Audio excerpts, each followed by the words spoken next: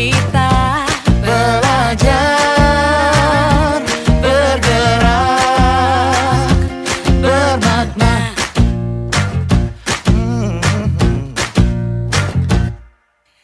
Aku bisa belajar dari ilmumu. Oh, kamu bisa belajar dari yang ku tahu. Belajar, bergerak, bermakna. Yeah. Semua murid, semua guru, semua murid, semua guru, semua murid, semua guru.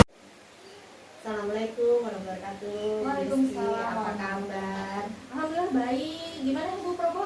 Kabarnya? Alhamdulillah kabar saya baik. Gimana Bu? Waktu kita bertemu kemarin, kita udah lama gak ketemu ya Bu ya. Mohon maaf ini mengganggu waktunya. Saya pengen banyak ngobrol nih dengan Bu Rizky. Di sini saya mendapatkan tugas nih Bu, dari modul 3.1 CGP Angkatan 9. Saya mengharapkan Bu Cici membantu saya nih dalam kita ngobrol pada pagi hari ini. Iya Bu Probo, silahkan kalau ada yang mau ditanyakan. Insya Allah mungkin nanti saya menjawab semampu saya. Terima kasih sebelumnya dan sesudahnya. Untuk yang pertama, Bu, selama ini bagaimana Ibu dapat mengidentifikasi kasus-kasus yang merupakan dilema etika atau bujukan moral? Selama ini sih, selama di TK, saya mengidentifikasi kasus-kasus yang merupakan dilema etika dan juga bujukan moral itu. Saya akan terlebih dahulu menganalisis dan menentukan kasus-kasus tersebut, termasuk dilema etika atau bujukan moral. Biasanya kalau bujukan moral, saya langsung dapat memutuskan mana yang benar, mana yang salah. Dan adapun untuk dilema etika, biasanya saya akan mengajak komite dan juga orang tua murid untuk berdiskusi dalam memutuskannya. Selama ini Bu Cici, bagaimana Ibu menjalankan pengambilan keputusan di sekolah ini, terutama untuk kasus-kasus di mana ada dua kasus kepentingan yang sama, benar-benar sama atau sama-sama satu benar satu salah gitu. Terus nilai kebajikannya bagaimana? Baik, untuk pertanyaan tersebut saya mengedepankan nilai-nilai yang mengandung kebijakan agar tidak banyak pihak yang dirugikan. Dalam hal ini adalah murid-murid. Hal ini disebabkan saya selalu mementingkan atau mengutamakan kepentingan murid yang bertujuan baik. Saya juga memikirkan dampak yang akan terjadi terhadap keputusan yang akan saya ambil nantinya.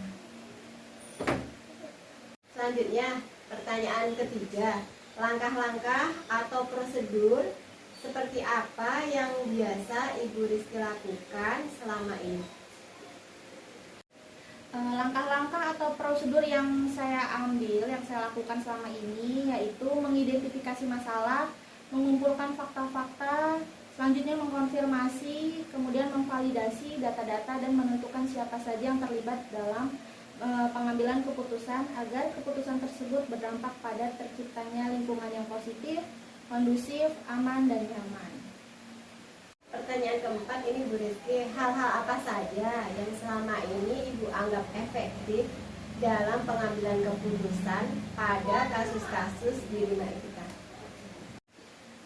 Untuk menjawab pertanyaan nomor 4, hal-hal apa saja yang selama ini saya anggap efektif dalam pengambilan keputusan pada kasus-kasus dilema etika adalah seperti contohnya, ada banyak murid khususnya di anak usia dini yang memang belum bisa baca, belum bisa menulis, belum bisa berhitung, tetapi sudah dituntut untuk bisa semuanya ketika mereka masuk ke jenjang SD.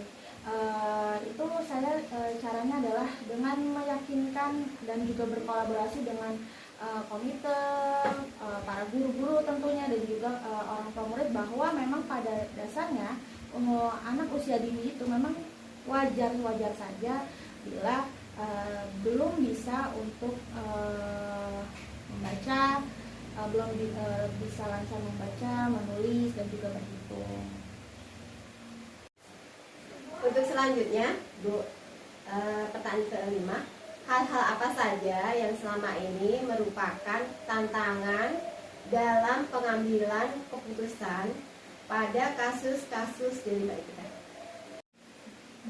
Baik, yang selanjutnya pertanyaan nomor 5. Tantangan dalam mengambil suatu keputusan dilema etika adalah bagaimana saya dapat meyakinkan orang tua, pihak lain bahwa keputusan yang saya ambil sudah berdasarkan langkah-langkah yang tepat, sehingga keputusan ini bisa diterima oleh semua pihak.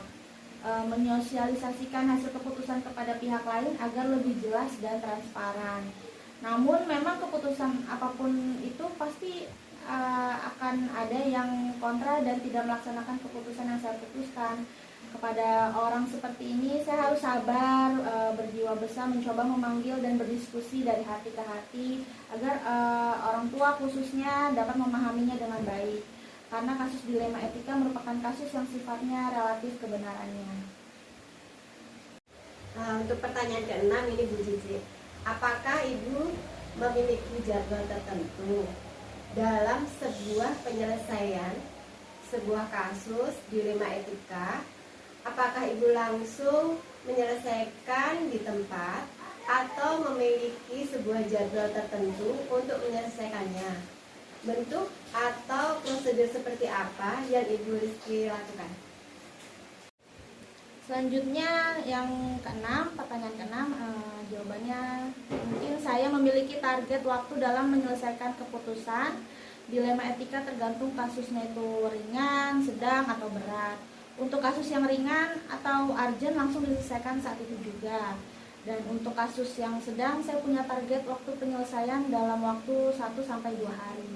Dan untuk kasus yang berat, karena butuh data, fakta yang lengkap dan berhati-hati dalam mengambil keputusan, maka saya punya target waktu sekitar 3-5 hari untuk menyelesaikan dan memutuskan kasus tersebut. Namun saya pasti akan mengambil keputusan dengan berkolaborasi dan melibatkan pihak, tentunya mungkin komite, orang tua murid, bahkan juga guru yang bersangkutan. Selanjutnya Ibu Rizky, adakah seorang atau faktor apa yang selama ini mempermudah atau membantu Ibu dalam pengambilan keputusan dalam kasus-kasus dilema etika? Baik, untuk pertanyaan ke nomor 7, tentu ada orang-orang yang selama ini mensupport dan juga membantu saya dalam mengambil keputusan. Di antaranya ada komite, rekan sesama kepala sekolah, terus para orang tua murid, para guru-guru, dan juga saya juga selalu berkoordinasi dengan ketua yayasan langsung. Pertanyaan terakhir ini Bu Rizky, dari semua hal yang telah disampaikan, pembelajaran apa yang dapat Ibu petik dalam pengalaman Ibu mengambil sebuah keputusan yang mengandung dilema etika? Nah, lanjut ke pertanyaan terakhir, pembelajaran yang dapat saya ambil banyak sekali. Tentunya saya dalam mengambil keputusan harus menempatkan diri kita pada berbagai posisi, harus memiliki empati yang tinggi, selalu berpikir jernih, sabar, dan penuh dengan tanggung jawab, karena hal ini menyangkut orang lain yang nantinya akan berdampak dari keputusan yang telah saya putuskan. Saya pun senantiasa akan berkoordinasi dan berkolaborasi agar keputusan yang dihasilkan dapat memuaskan banyak pihak karena keputusan dengan transparan. Tambah lagi, saya juga selalu mengedepankan musyawarah, lebih banyak mendengar dan mengambil kesimpulan dengan analisa yang objektif. Yang terpenting adalah tidak ada peraturan yang dilanggar dalam pengambilan keputusan tersebut. Terima kasih banyak ya Bu Cici. Semoga pertemuan kita pada kali ini dapat kita ambil banyak pelajaran dan bisa kita ambil mana yang baik, mana yang enggak, dan bisa kita saring untuk kedepannya. Semoga pengalaman dari Ibu Cici akan saya dapat sebagai pembelajaran bagi saya kedepannya lebih baik lagi. Terima kasih. Mohon maaf atas kelamaan waktu untuk berbincang pada pagi ini. Saya mohon pamit ya Bu Cici ya. Saya pamit. Terima kasih. Assalamualaikum warahmatullahi wabarakatuh. Waalaikumsalam warahmatullahi wabarakatuh.